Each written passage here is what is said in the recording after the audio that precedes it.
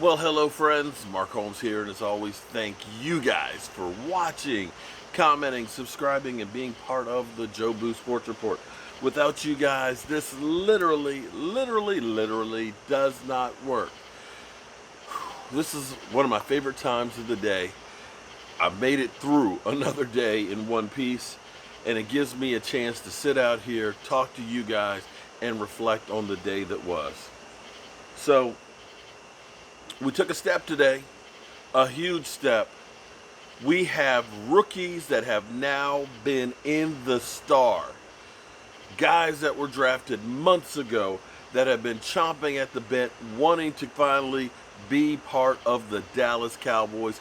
All of our rookies are signed, sealed, and delivered to the star.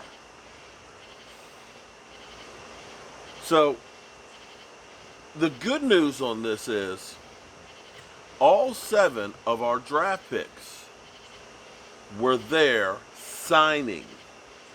And I don't know if you understand the significance of this.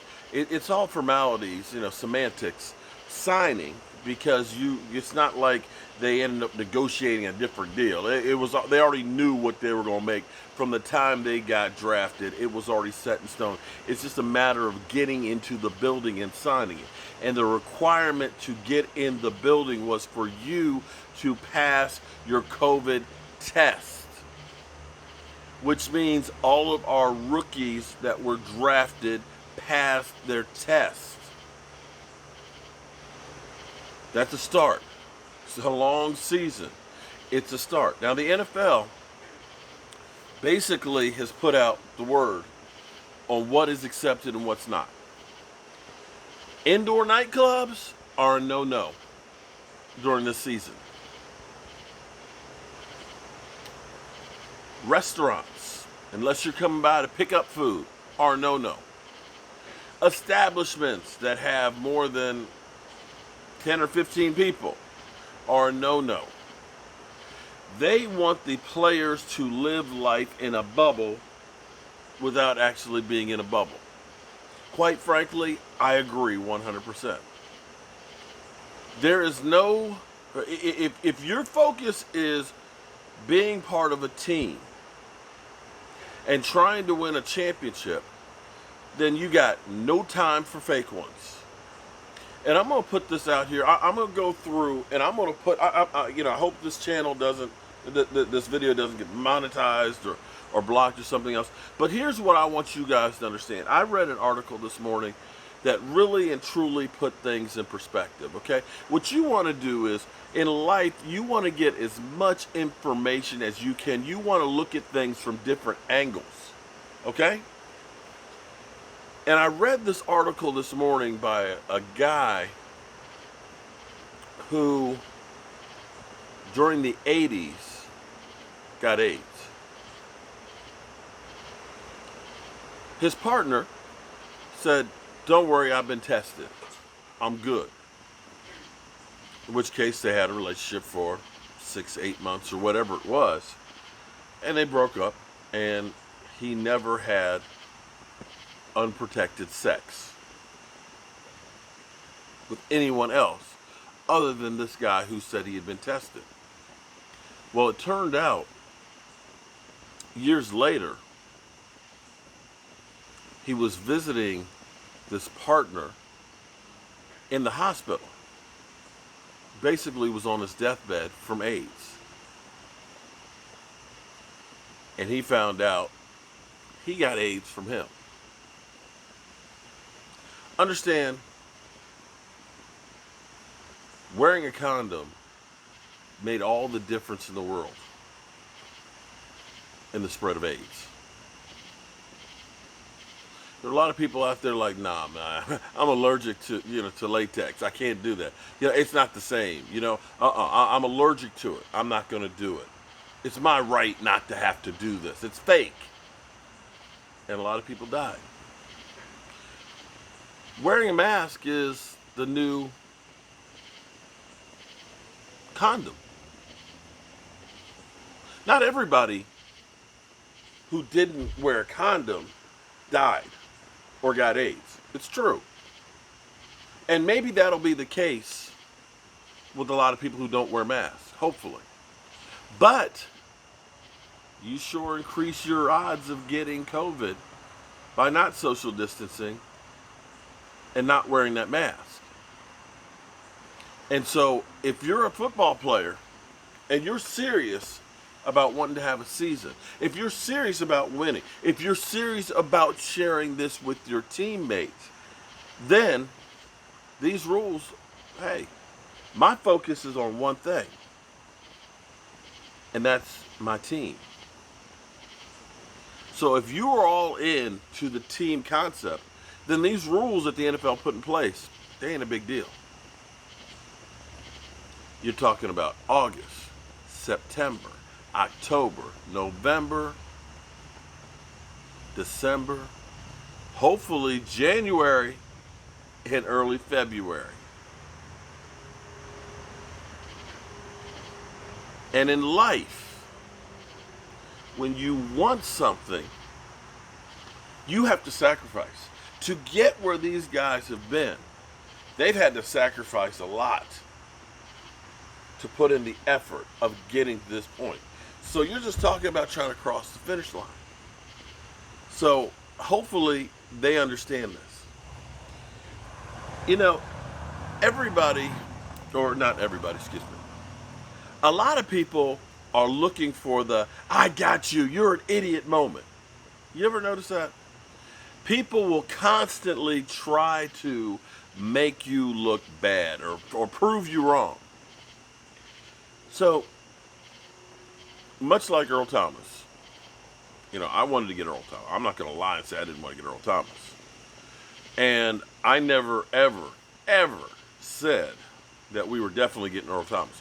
I said, and I quote it, Cowboys were talking to the Seattle Seahawks about trying to make a move. It's funny how everything revolves back to Seattle with trying to make a trade to get Earl Thomas, which it turned out they were. But it ended up being that the price was too high. When Seattle balked at that number 2, they wanted at number 1. Didn't work out. Quite frankly, I'm glad we didn't surrender number 1 for Earl Thomas. I kept saying, second or third, I'm okay with.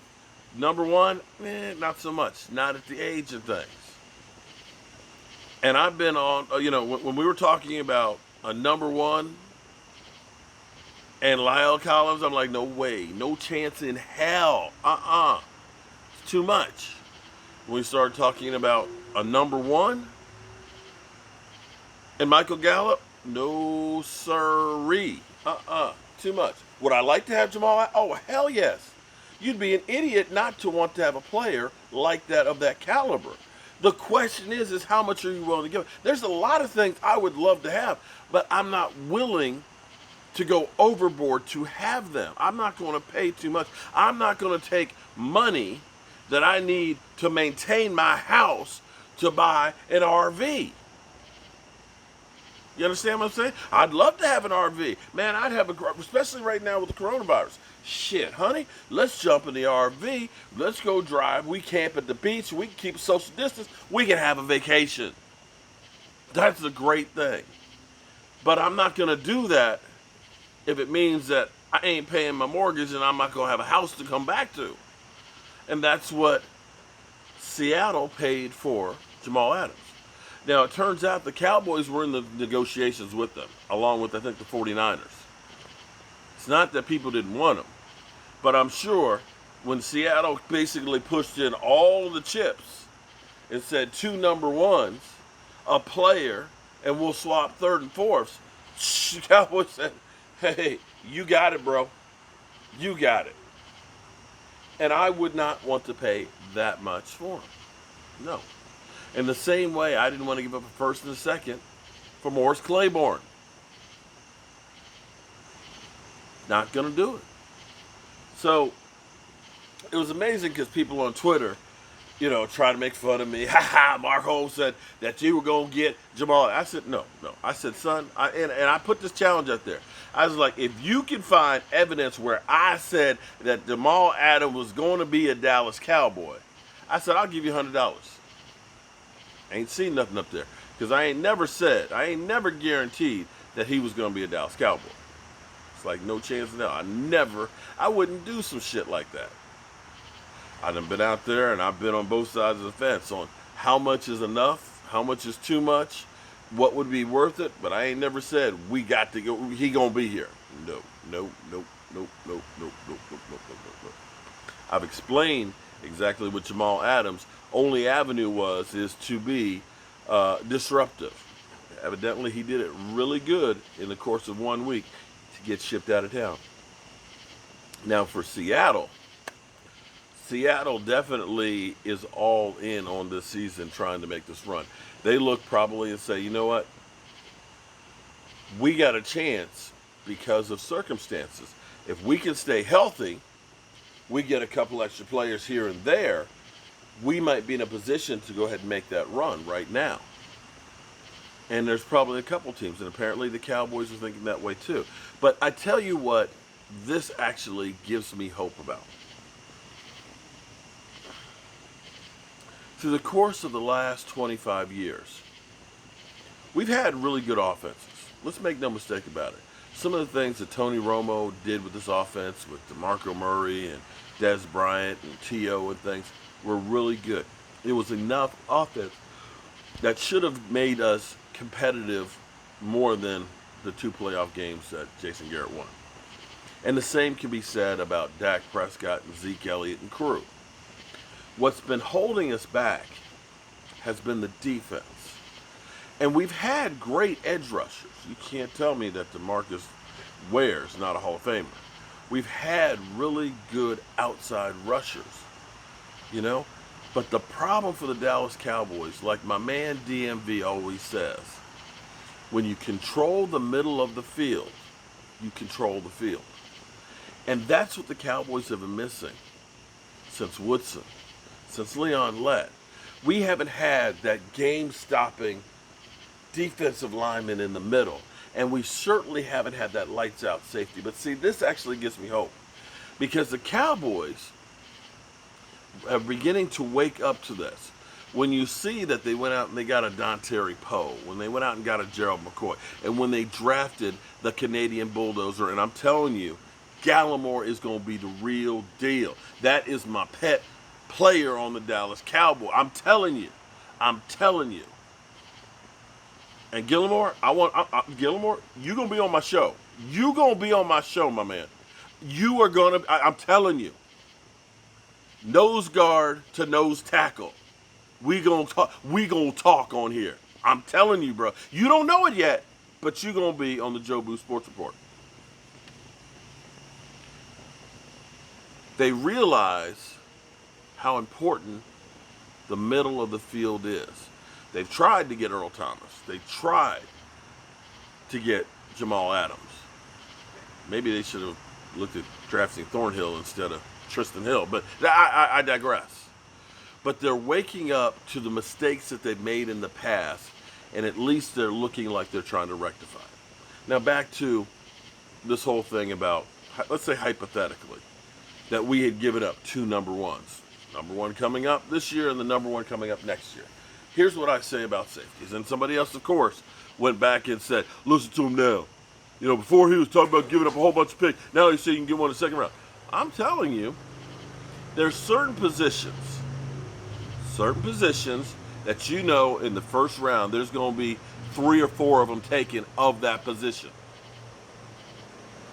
The top 4 edge rushers are going to be gone in the first round. The top 3 quarterbacks are probably going to be gone in the first round. The top 3 wide receivers are going to be gone in the first round. Right? That's right. So if you're late in the first round, you're looking at the 4th, 5th best prospect in those positions. Well, I'm going to tell you, there's certain positions that are looked at in the first round and not a lot of picking is happening. Tight end is one of those. Yeah, there'll be occasional first round tight end pick, but you actually look at most of the great tight ends that are playing in the NFL right now, they're 2nd and 3rd round pick guys. You look at safety. That's another one of those positions that safeties, you don't get a lot of safeties picked in the first round. So even if you go in the second round, chances are you can get one of the top 3 safeties in the second round. I said this when we drafted Tristan Hill. Like I said, we could have had Juan Thornhill and there were other ones that were there as well. If that's the case,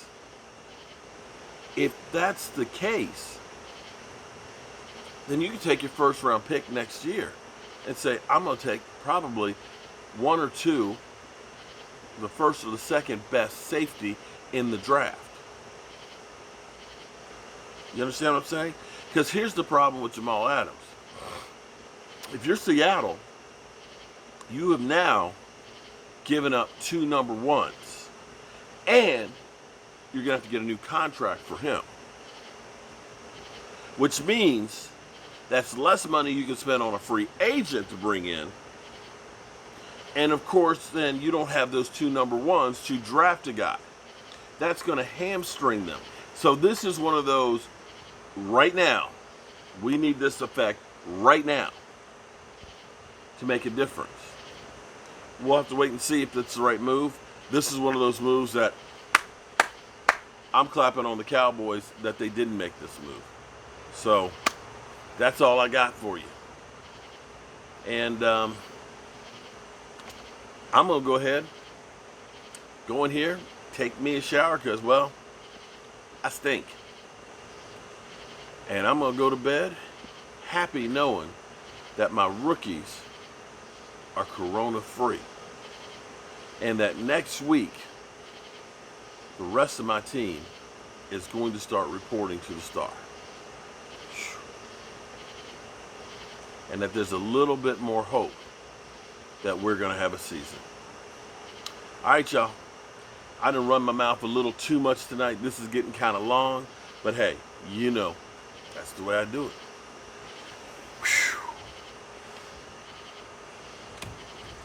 I'm sure glad I put the light switch over here so that way you don't have to see my crippled old ass trying to stand up and walk past the camera to turn off the light switch. At least I can do that in the dark when the fire goes out. I'm Mark Holmes, and well, I'll see you guys in the morning.